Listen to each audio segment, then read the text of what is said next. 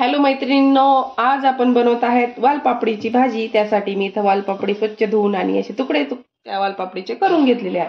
त्यासाठी आता मी दाखवते इथं काय काय घेतले। कोथिंबीर, अद्रक, कढीपत्ता, लसूण आणि खोबरं ह्याची मी पेस्ट करून घेणार आहे।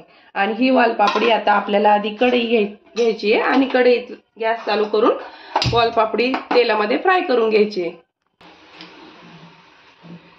2 टेबलस्पून ऑइल टाकले।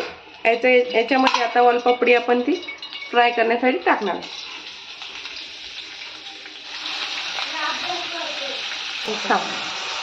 आता वालपापडी आपल्याला एक 5 मिनिटं तेलामध्ये तळून घ्यायची आहे।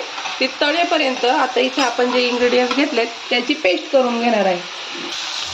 हे बघा, आता छानपैकी मस्त तेलामध्ये आपलं तळून घेतले वालपापडी। आता ही काढून घेऊया। आता वालपापडी काढून घेतली तर त्याच तेलामध्ये आपण थोडी मोहरी टाकून घेणार आहे। मोहरी तळतळून द्यायची आपल्याला।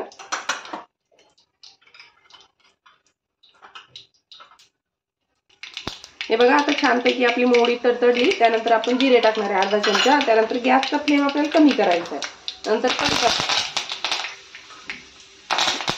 त्यानंतर आपण टाकणार आहे हिंग आणि त्यानंतर आपण जी पेस्ट करून ठेवली होती ती पेस्ट टाकणार आहे। जे मी तुम्हाला दाखवले जे इंग्रेडियंट्स आपण घेतले होते।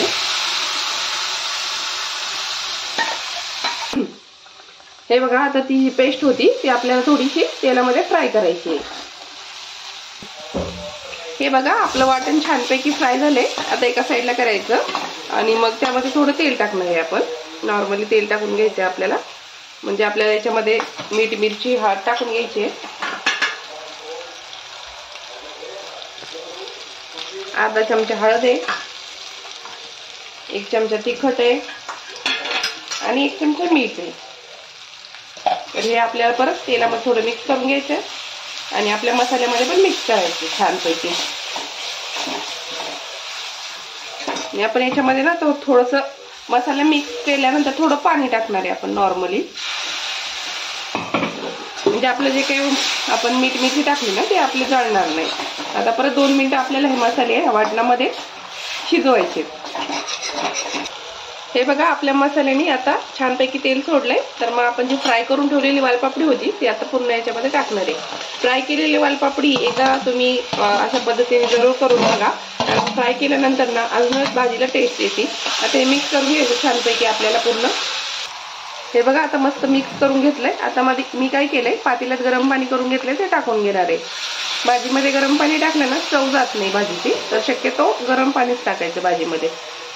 आता हे मी भांडं पण धुवून घेते, त्याच्यामध्ये पण पाणी टाकले मी। हवं तितकं पाणी तुम्ही ऍड करू शकता।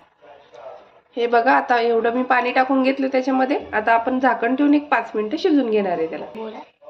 तर आता इथं झाकण काढून बघूया। बघा किती छान तरी आली आणि आपली छानपैकी भाजी शिजली इथं।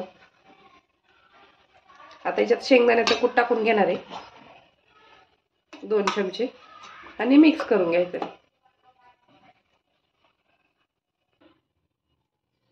हे बघा, आता वाटीमध्ये काढून घेतली भाजी। एकदम छान टेस्टी अशी भाजी इथं बनवून रेडी आहे। तर नक्की अशा पद्धतीने एकदा करून बघा आणि वेळात वेळ काढून माझी रेसिपी बघितल्याबद्दल धन्यवाद। माझ्या चॅनलला लाईक करा, शेअर करा, सबस्क्राईब करा।